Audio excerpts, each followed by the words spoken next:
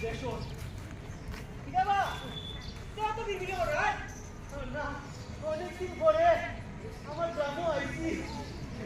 অনেক আনন্দ ওই আনন্দে ভিডিও না আজকে ভাবছি আমি আমার নাতি নাতনদের লইয়া